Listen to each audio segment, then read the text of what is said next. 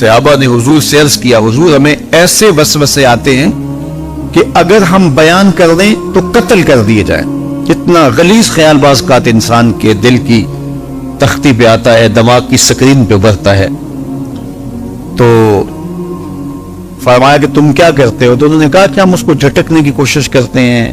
جب اس طرح کا کوئی خیال آتا ہے تو بندہ اس کو جھٹکتا ہے, دور کرتا ہے, اور بندہ خوف زدہ ہوتا ہے اور اللہ کی پناہ میں آتا ہے, اور اس کی ایک حالت ہوتی ہے. تو اس حالت کا انہوں نے ذکر کیا کہ ہم تو پھر یہ کرتے ہیں.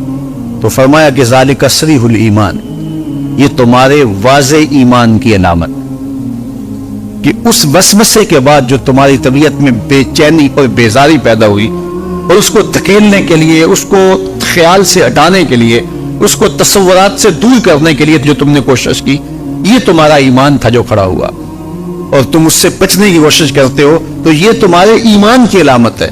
تو خالی وسوسہ اگر کتنا ہی غلیظ کیوں نہ ہو, اگر اس وسوسے کو خیال کا حصہ بنا کے اس سوچ کو لذت کا سبب نہ بنا لیا جائے, حتیٰ کہ غیر محرم کے اوپر آپ کی نظر پڑ گئی, تو فرمایا النظرۃ الاولی لک والثانیۃ علیک, جو پہلی نظر تجھے حاصل ہوئی تو وہ تیرے لیے ہے, لیکن اگر تو نے نظر کا تتبع کیا اور پھر تیری نظر نے دوبارہ پیچھا کیا تو وہ تیرے اوپر وبال بن جائے گی.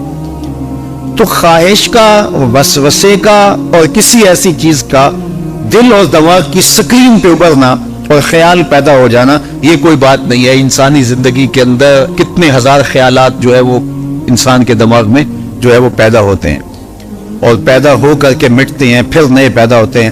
کبھی بھی انسان کا دماغ خالی نہیں رہتا, ہر وقت سوچتا ہے.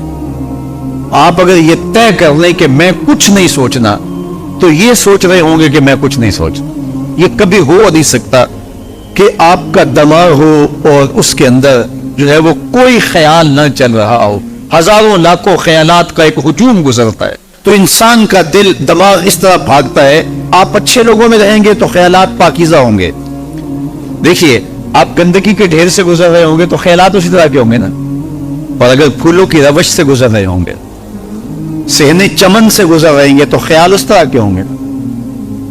آپ جو ہے وہ کسی بازار سے گزر رہے ہوں گے تو خیال اس طرح کے ہوں گے, اور مدینے کی گلی سے گزر رہے ہوں گے تو پھر خیال اسی طرح کے ہوں گے نا. اس وقت آپ کے خیالوں کی دنیا کسی اور جہاں میں آباد ہے, اس لیے کہ آپ رسول اللہ کا فرمان سن رہے ہیں. لیکن اگر آپ کے سامنے کو گویا غزل گا رہا ہو تو پھر خیال کی وادیوں میں بھٹک کے کہیں آپ اور کھڑے ہوں گے. اب بات حضور کے فرامین کی ہو رہی ہے تو تصور پھر گنبد خضرا کے مکی کا ہی ہوگا نا, تصور تو پھر شہر حبیب کا ہی ہوگا. لیکن اگر آپ باتیں دوسری جانب کی کر رہے ہو تو تصور پھر ادھر جاتا ہے. اور اسی لیے ہمارے علماء نے کہا کہ گانے کی طرز پہ نعت نہیں پڑھنی چاہیے, اس لیے کہ گانے کی جو معروف طرز ہوگی, جب کچھ طرز پہ نعت پڑھی جائے گی تو سن آپ نعت رہے ہوں گے, طرز سے آپ کے دماغ اور آپ کے خیالات بھٹک کے کہیں اور چلے جائیں گے. اس لیے یہ گوارا ہی نہیں ہے کہ ذکر رسول اللہ کا اور خیال کہیں اور جا رہا ہو, خیال آوارہ اور بھٹک رہا ہو. جب تذکرہ حضور کا ہو رہا ہو تو خیال بھی گنبد خضرا کے مکی کا ہی ہونا چاہیے. تو یہ بات ذہن میں رکھیے گا کہ یہ انسانی زندگی کے اندر انسان کا خیال بھی بھٹکتا ہے, سوچیں بھی بھٹکتی ہیں, دل میں بھی کئی کچھ آتا ہے, لیکن پکڑ اور گرفت اس وقت ہوتی ہے جب انسان اس خیال پہ اپنے آپ کو اس راہ پہ ڈال دیتا ہے. لالچ کا پیدا ہونا بھی شریعت میں ماخوذ نہیں ہے. وہ تمہارے لیے جو ہے وہ وبال تب بنے گی جب تم اس کی اتباع کرنے لگ جاؤ گے, اس خواہش کے پیچھے لگ جاؤ گے. کربلا کا ایک سبق خواتین کے لیے بہت اہمیت کا حامل ہے, اور وہ سیدہ زینب سلام اللہ علیہا کی استقامت, اور اس کٹے ہوئے, اس درد و غم کے مارے ہوئے قافلے کو لے کر کے کوفہ سے قادسی اور وہاں سے دمشق اور وہاں سے شہر حبیب تک پہنچنا, اور ان کی ڈھارس بنانا, اس کو تسکین دینا, یہ کتنا مشکل مرحلہ تھا. خواتین کا کردار اسلام میں, دین میں, عظیم لوگوں کی پرورش میں, ان کی نشأت میں بہت اہم رہا ہے.